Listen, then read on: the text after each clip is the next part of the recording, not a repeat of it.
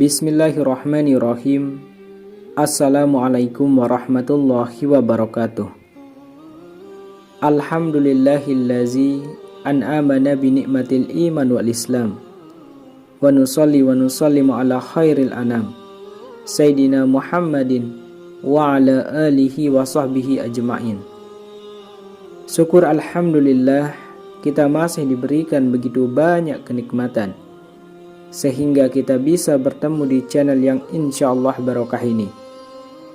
Marilah kita senantiasa bersolawat serta salam kepada junjungan kita Nabi Muhammad sallallahu alaihi wasallam.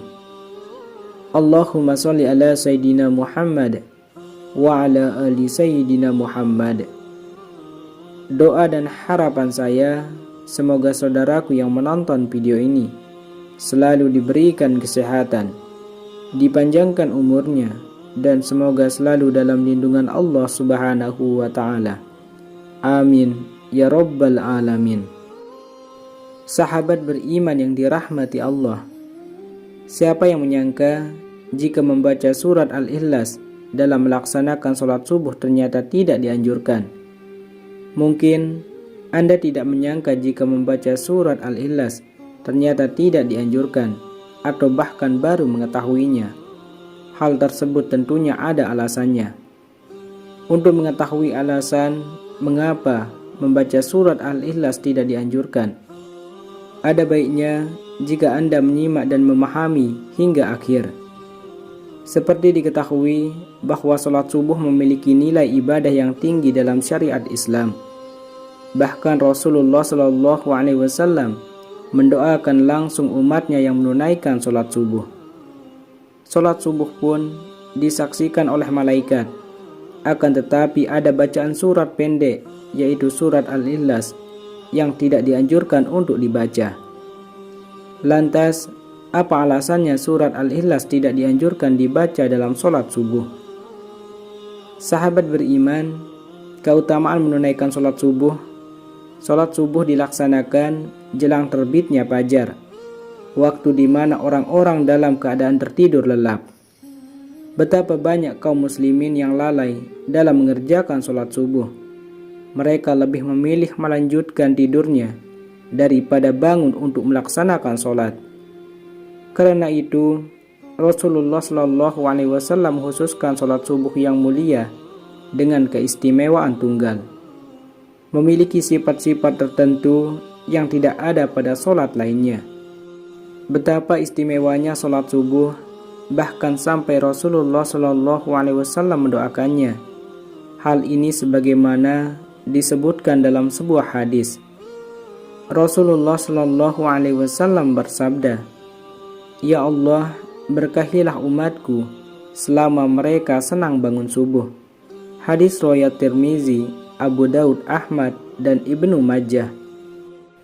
Apabila Rasulullah SAW yang berdoa, maka tidak ada perantara secara jasadiah di antara Rasulullah SAW dengan Allah Subhanahu wa Ta'ala. Dalam hadis dijelaskan bahwa orang yang melaksanakan sholat subuh berada dalam jaminannya. Rasulullah SAW bersabda, "Siapa yang menunaikan sholat subuh, maka ia berada dalam jaminan Allah Subhanahu wa Ta'ala." Maka jangan kamu mencari jaminan Allah Subhanahu wa Ta'ala dengan sesuatu selain dari sholat yang pada saat kamu mendapatkannya, justru kamu tergelincir ke dalam api neraka. Hadis riwayat Muslim. Apabila Allah Subhanahu wa Ta'ala yang memberikan jaminan, mungkin akal manusia sulit untuk menjangkau dan menebak di antara janjinya dan bagi hambanya yang taat menunaikan ibadah sholat subuh. Maka kelak di surga akan melihat Allah Subhanahu wa Ta'ala. Apabila seseorang mengerjakan sholat subuh, niscaya ia akan dapat banyak keutamaan. Di dalamnya salah satunya yang telah disebutkan, ternyata orang yang menunaikan sholat subuh akan disaksikan langsung oleh malaikat. Benarkah malaikat menyaksikan kita ketika sholat subuh? Sholat subuh merupakan satu di antara sholat wajib 5 waktu yang mempunyai keistimewaan khusus di dalamnya.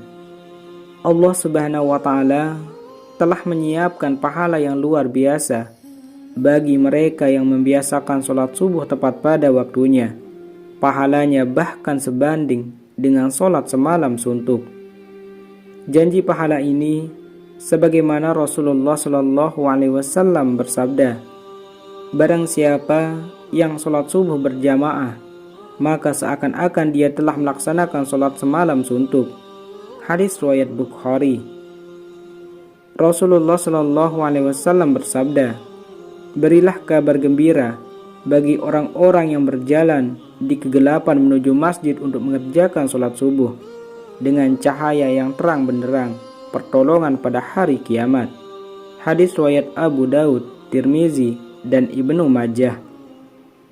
Sahabat beriman, lantas apa alasan surat pendek termasuk surat Al-Ikhlas tidak dianjurkan dibaca ketika sholat subuh? Begitu utama dan istimewanya sholat subuh, sehingga ada bacaan surat tertentu yang tidak dianjurkan dibaca. Dalam Al-Quran, surat Al-Isra ayat 78 menjelaskan bahwa malaikat menyaksikan langsung orang yang menunaikan ibadah sholat subuh.